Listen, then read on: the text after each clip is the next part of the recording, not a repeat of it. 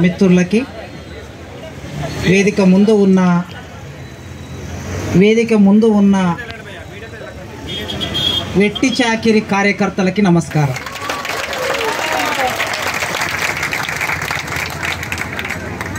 బహుశా ఈ పదం 20 సంవత్సరాలుగా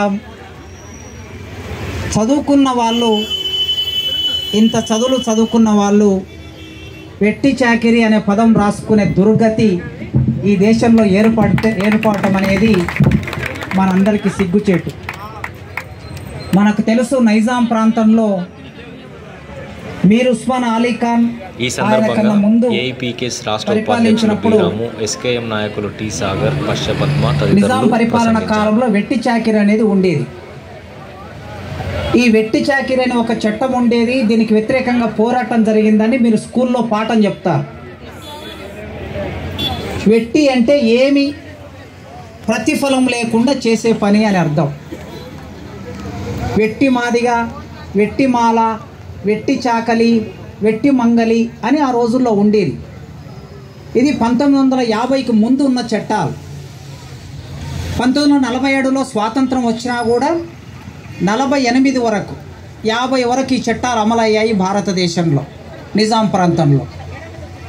తిరిగి 2024 అంటే భారతదేశ రాజ్యాంగం అమలై 75 సంవత్సరాలు అవుతున్న ఈ సందర్భంలో, భారతదేశ రాజ్యాంగం అంటే we the people of India అని రాసుకున్న రాజ్యాంగంలో భారతదేశ ప్రజలమైన మేము భారతదేశాన్ని సర్వసత్తాక సార్వభౌమ సామ్యవాద లౌకిక గణతంత్ర రాజ్యంగా గుర్తిస్తున్నాము.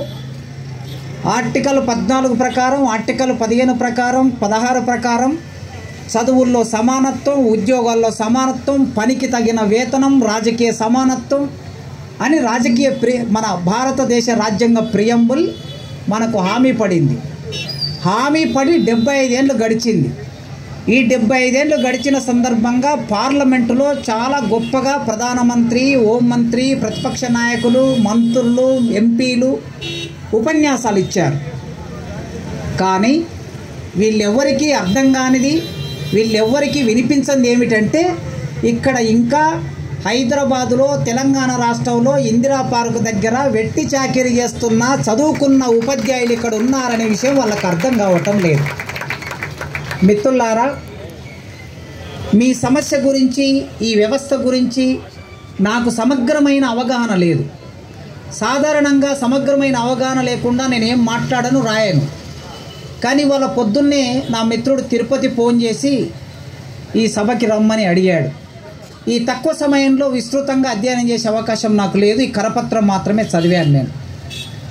ఈ కరపత్రం చదివిన తర్వాత నాకు అర్థమైంది, ఇక్కడ పేర్కొంటున్నారు 2004లో ఈ కస్తూరిబా పాఠశాలలు మొదలయ్యాయని, ఈ పాఠశాలలు కేంద్ర ప్రభుత్వం నిధులతో నడుస్తాయని, కనుక నెపాన్ని కేంద్ర ప్రభుత్వం మీద నెట్టే అవకాశం కూడా ఉంది. నేను ఈ మాట అంటున్నానంటే నేను కేంద్ర ప్రభుత్వానికి అనుకూలంగానో రాష్ట్ర ప్రభుత్వానికి వ్యతిరేకంగానో మాట్లాడుతున్నాను అనే కాదు. మీకు తెలుసు, ఈ వేదిక మీద ఒక 2 ప్రొఫెసర్లు కూడా ఉన్నారు. నాతో పాటు మా సీనియర్ ప్రొఫెసర్ రిటైర్డ్ అయ్యారు. సార్ ఉన్నాడు మా ఉస్మాన్ యూనివర్సిటీ. స్టేట్ యూనివర్సిటీస్ సంబంధించి కేంద్ర ప్రభుత్వం 60% నిధులు ఇస్తుంది, రాష్ట్ర ప్రభుత్వం 40% నిధులు ఇస్తుంది. మా జీతాలు ఎరియర్స్ అయినా, పిఆర్సీ అయినా, వగైరా ఏమైనా కూడా కేంద్రం 60, రాష్ట్రం 40% ఇస్తుంది. ఈ చట్టం ప్రకారమే నన్ను కంప్లీట్ చేయనండి, ఆవేశపడకండి అమ్మ. మనం పెద్ద పోరాటం చేయాల్సి ఉన్నది ఇప్పుడిప్పుడే కదా మొదలైంది. అయితే కేంద్ర ప్రభుత్వము నిధులు ఇస్తున్నప్పటికీ రూల్స్ అండ్ రెగ్యులేషన్స్, ప్రొఫెసర్ల నియామకం, డిఏలు, అన్ని రకాల సర్వీస్ రూల్స్ రాష్ట్ర ప్రభుత్వమే నిర్ణయిస్తుంది అని చెప్పడానికి ఈ పాయింట్ చెప్తున్నా నేను.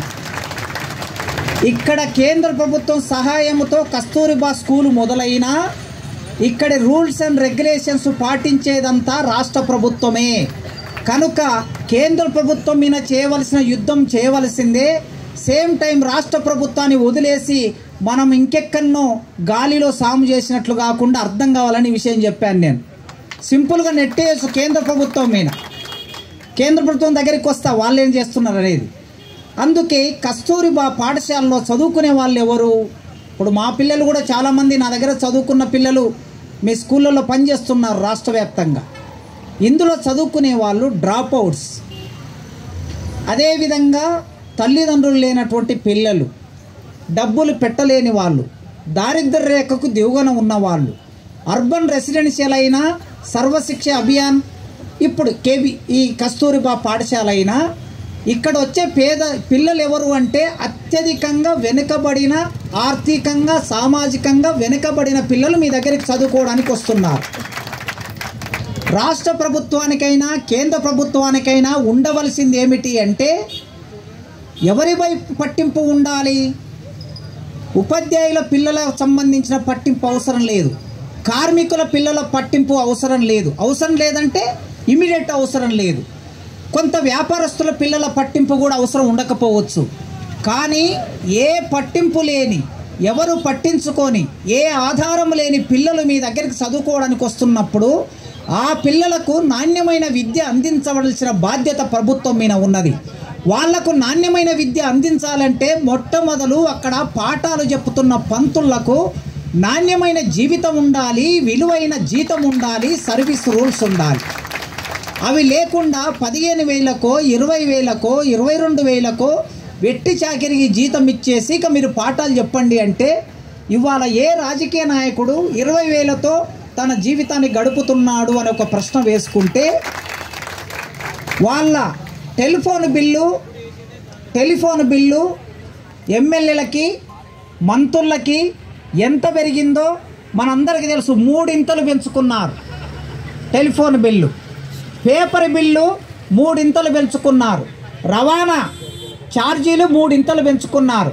ఒక్కొక్క ఎమ్మెల్యేకి 2 లక్షలకు పైగా జీతాలు వస్తూ ఉన్నాయి. ఈ ఎమ్మెల్యేలు, ప్రజాప్రతినిధులుగా ఉన్న ఎమ్మెల్యేలు 2 లక్షల జీతాలకు పైగా తీసుకుంటూ మళ్ళీ అన్ని రకాల సౌకర్యాలు పొందుతున్న మీరు ఇవాళ 20,000తో 22,000తో 23,000తో 15,000తో 16,000తో పాఠం చెప్పే టీచర్లు తమ జీవితాన్ని ఎట్లా గడుపుతారని అనుకుంటున్నారో ఒక్కసారి ఆలోచించండి. రేవంత్ రెడ్డి గారు, నేను ఇక్కడ నుంచి మీకు ఇది సూచన అనుకుంటారా, డిమాండ్ అనుకుంటారా, ఏమైనా అనుకోండి. ఎందుకంటే వాన కురుస్తూ ఉంటే స్త్రీలు ఇక్కడ టెంట్ కింద కూర్చొని ఉన్నారు. ఒక సినిమా తీస్తే 10 కోట్లు 20 కోట్లు 1000 కోట్ల రూపాయలు సంపాదించుకునే హీరోలతో మీరు చర్చ చేస్తున్నారు అక్కడ కూర్చొని సమయానికి. కానీ మీరిచ్చే 20,000 జీతంతో పిల్లల ఫీజు కట్టుకొని, రెంట్లు కట్టుకొని, కుటుంబ అవసరాలు తీర్చుకొని ఇన్ని చేస్తూ అందులోనే బతుకుతూ ఏమైనా అనారోగ్యం ఏర్పడితే కనీసం 1 పైసా కూడా పెట్టుకోలేని పరిస్థితిలో ఉన్నటువంటి స్త్రీలు, అట్టడుగున ఉన్నటువంటి కుటుంబాల నుంచి వచ్చిన వాళ్ళు ఇక్కడ ఉన్నారు. నాకు తెలిసి ఈ శిబిరంలో కూర్చున్న వాళ్ళందరూ కింది వర్గాల నుంచి వచ్చిన వాళ్ళు. కింది వర్గాలంటే శ్రామిక వర్గం నుంచి వచ్చిన వాళ్ళు మెజారిటీ.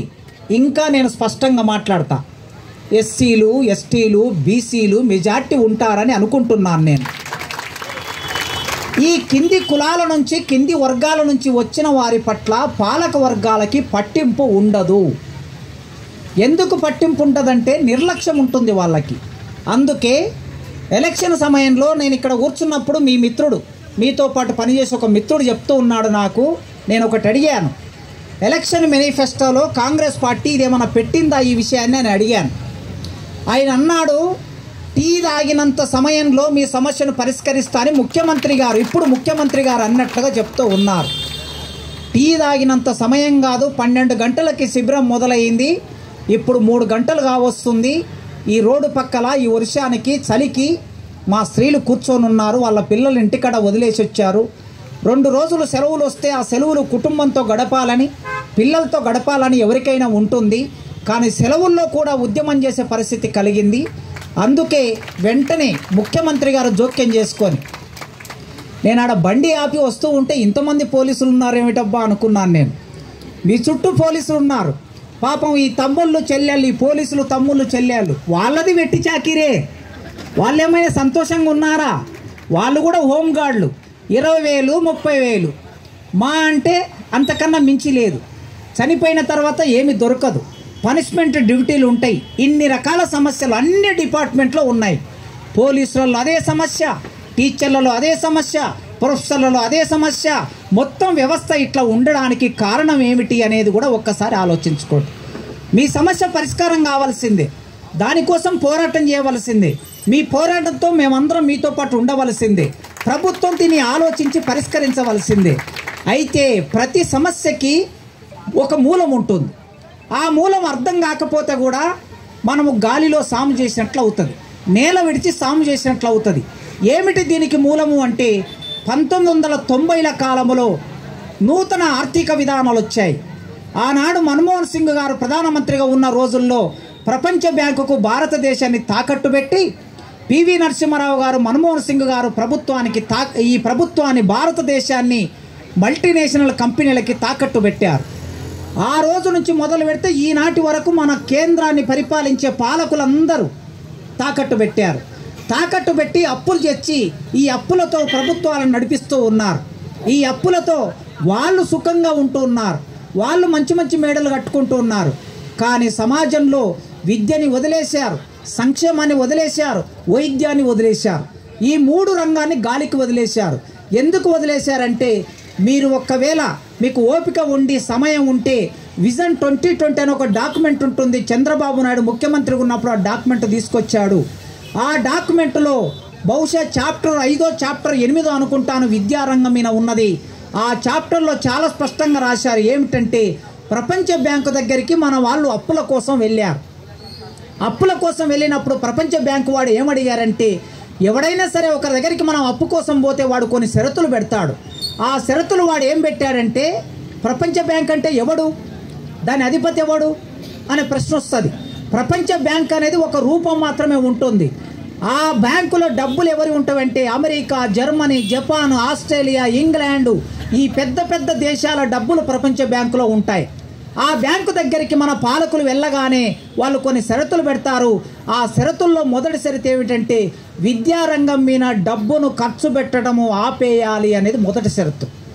రెండో షరతు ఏమిటంటే వైద్య రంగం మీద డబ్బు ఖర్చు పెట్టడం ఆపేయాలి, సంక్షేమ రంగం మీద డబ్బు ఖర్చు పెట్టడం ఆపాలి.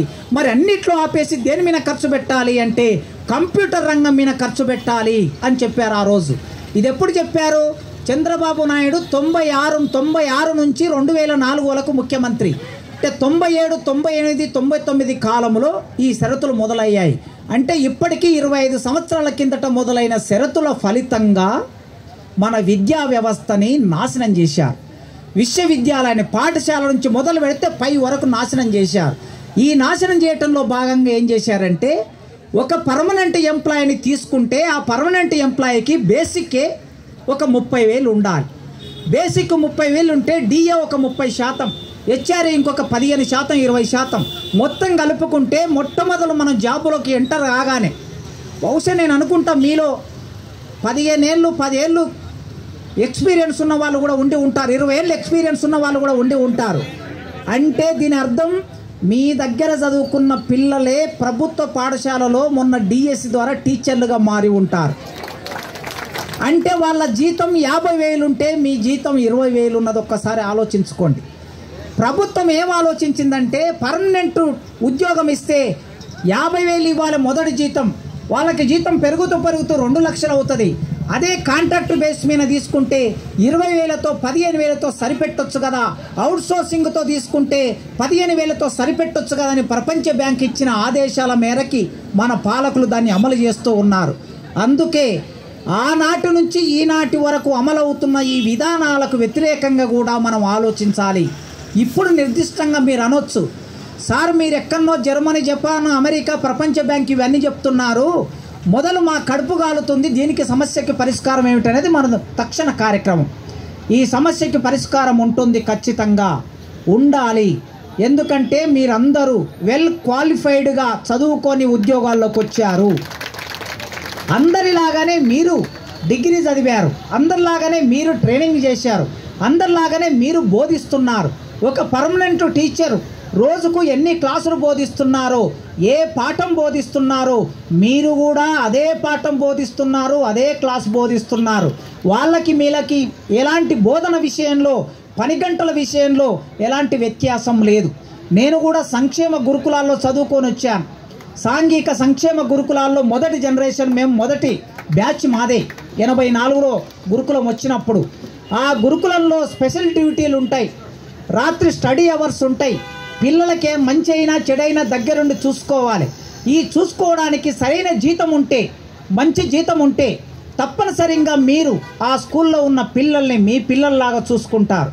కానీ ఒకవైపు మీకు తినడానికి తిండి సరిగ్గా లేకపోతే నెల రాగానే ఇంటి రెంట్ ఎట్లా కట్టాలి, నెల రాగానే పిల్లల ఫీజులు ఎట్లా కట్టాలి, లేదా ఇంట్లో భర్తకో లేకపోతే అత్తకో మామకో తల్లిదండ్రులకు ఆరోగ్యం బాగలేకపోతే హాస్పిటల్కి ఎట్లా తీసుకెళ్ళాలి అనే ప్రశ్న ఒకవైపు మీ మనసును తొలిసి వేస్తూ ఉన్నప్పుడు మీరు ప్రశాంతంగా పాఠశాలలో పాఠం చెప్పే పరిస్థితి రాదు, ఉండదు. కనుక రేవంత్ రెడ్డి గారు, మీరు ఇక్కడ కూర్చున్న వీళ్ళు ఒక ఎంతమంది ఉండి ఉంటారో మీరు రాసిన లెక్కల ప్రకారం ఒక 20,000 మంది. 20,000 మందిని రెగ్యులర్ చేస్తే ఈ ప్రభుత్వం ఇన్ని లక్షల కోట్ల బడ్జెట్తో ఉన్న ఈ ప్రభుత్వానికి జరిగే నష్టం ఏమీ ఉండదు. కనుక వెంటనే మీరు బేసిక్ పే ఇవ్వని ఇంకో రకరకాల డిమాండ్స్ పెట్టారు. నేను అక్కడికి వెళ్ళటం లేదు. నా డిమాండ్ అలా నేరుగా క్వాలిఫైడ్గా ఉన్న వాళ్ళందరినీ పర్మనెంట్ చేయాలనేది మొదటి డిమాండ్. ఇది ఈ పర్మనెంట్ అనే డిమాండ్తో మనం ముందుకెళ్ళే క్రమంలో మీ వెంట టీపీటీఎఫ్ అనే ఉపాధ్యాయ సంఘం ఉన్నది. టీపీటీఎఫ్ అంటే దీని పూర్వరూపం ఏపీటీఎఫ్. ఏపీటీఎఫ్ అంటే భారతదేశానికి స్వాతంత్రం రాకపూర్వం ఏర్పడినటువంటి సంఘం. ఇది స్వాతంత్రం రాకపూర్వం అంటే 1946. కరెక్టేనా అన్న పెద్దన్న? 44లో ఏర్పడిన మొట్టమొదటి ఉపాధ్యాయ సంఘం. బహుశా దీనికన్నా ముందు ఎస్టీయు ఏర్పడింది అనుకుంటున్నాను. అన్ని సంఘాలు అంటే స్వాతంత్రానికన్నా ముందు ఏర్పడిన సంఘాలు, ఉపాధ్యాయుల కోసమే పనిచేసిన సంఘాలు. నాకు ఒక ఉదాహరణ గుర్తుకొస్తుంది. ఆకల భూమయ్య సార్ అని ఉండే ఈ సంఘములో ఆ సారు చెప్తూ ఉండే, నాకు ప్రైవేటు పాఠశాలలో పనిచేసే ఉపాధ్యాయులకి చాలిచాలని జీతాలు, 100 రూపాయల జీతం, 200 జీతం. ఇది ఎప్పుడు 1980ల కాలంలో 100-200 జీతంతో పనిచేస్తున్న ఉపాధ్యాయులకి, మున్సిపల్ స్కూళ్ళలో పనిచేస్తున్న ఉపాధ్యాయులను వేధిస్తున్నటువంటి సందర్భంలో కరీంనగర్ జిల్లాలో ఒక పెద్ద పోరాట నిర్మాణం చేసి ఉపాధ్యాయులకి అండగా నిలబడిన సంఘం ఏపీటీఎఫ్ అనే సంఘం. కనుక అట్లాంటి సంఘం ఇవాళ మీ వెనక ఉంది. కనుక ఈ పోరాటం ముందుకు తీసుకెళ్ళాలి. ముఖ్యమంత్రి దగ్గరికి సరే మీరు పెద్దల్ని ఎవరెవరిని పిలుచుకున్నారో సంతోషం, మీ పెద్దలతో ఒక రాయబారాన్ని టీము పంపించండి. మామూలుగా ఉపశమనం కాదు కావాల్సింది. ఏదో ఒక కవి రాశాడు, అమ్మా ఆకలవుతుంది అని. అమ్మా ఆకలవుతుంది బిడ్డ అడిగాడు, నాన్న మీ అయ్య వస్తాడురా, పైసలు తెస్తాడు, కొట్టుకు వెళ్ళి కొనుకొచ్చుకొని బువ్వ వండుతాను. కాసేపు అయింది, గంట అయింది, 2 గంటలు అయింది. అమ్మా ఆకలవుతుంది, మీ నాన్న వస్తున్నాడు బిడ్డ, మడియకి వెళ్ళి బియ్యం కొనుక్కొని వస్తున్నాడు. 2 గంటలు అయింది, అమ్మా ఆకలవుతుంది, మీ అయ్య దగ్గరికి వచ్చాడు నాన్న, కాసేపు ఓపిక పట్టు. అయ్య దగ్గరికి వచ్చాడు, అడగడానికి పిల్లవాడు లేడు, చనిపోయాడు ఆకలితో. కనుక ఇక్కడ ఉపశమనాలు కాదు కావాల్సింది మాకు. ఇక్కడ కూర్చున్న మా అక్కలకి మా చెల్లెళ్ళకి ఉపశమనాలు కాదు, సమస్య పరిష్కారం కావాలి. ఈ సమస్య పరిష్కారం కావడానికి ముఖ్యమంత్రి గారు ఖచ్చితంగా ఈ విషయం మీద దృష్టి పెట్టాలి. ఏ దేశంలో విద్యారంగం సంక్షోభంలో ఉంటుందో ఆ దేశం నాశనం అయిపోతుంది. మీకు గుర్తుండుంటుంది, నెల్సన్ మండేలా జైలు నుంచి బయటకు వచ్చిన తర్వాత ఆయన మొదటి దృష్టి దేని మీద పెట్టాడంటే ఎడ్యుకేషన్ మీద పెట్టి విశ్వవిద్యాలయాల దగ్గర బోర్డు పెట్టి ఒక బోర్డు మీద ప్రతి బోర్డు మీద ఒక వాక్యం రాయించేవాడు. ఏమిటి అంటే, ఒక దేశాన్ని నాశనం చేయాలంటే అణుబాంబులు అవసరం లేదు, ఆ దేశంలో ఉన్న విద్యారంగాన్ని నాశనం చేస్తే ఆ దేశం మొత్తం నాశనం అయిపోతుంది అని. భారతదేశంలో విద్యారంగం నాశనం అయిపోయే దశలో ఉన్నది. కనుక ఈ నాశనం అయిపోయే విద్యారంగాన్ని మనం రక్షించుకోవాలంటే, నాణ్యమైన విద్యారంగం మనకు ఉండాలంటే కేవలం మనం 10th class, intermediate, degree, PG పట్టాలు మాత్రమే ఇచ్చి పంపిస్తున్నాము. ఇప్పుడు మా యూనివర్సిటీలో కూడా పట్టాలు ఇచ్చి పంపిస్తున్నాము. సరిగ్గా పేపర్ ముందు పెట్టి ఇంగ్లీష్లో చదవమంటే ఇంగ్లీష్లో చదవలేరు, తెలుగులో చదవమంటే తెలుగులో చదవలేని విద్యార్థులని, పట్టభద్రుల్ని మనం తయారు చేస్తూ ఉన్నాం. దీనికి కారణమంతా సంక్షోభంలో ఉన్న విద్యారంగమే.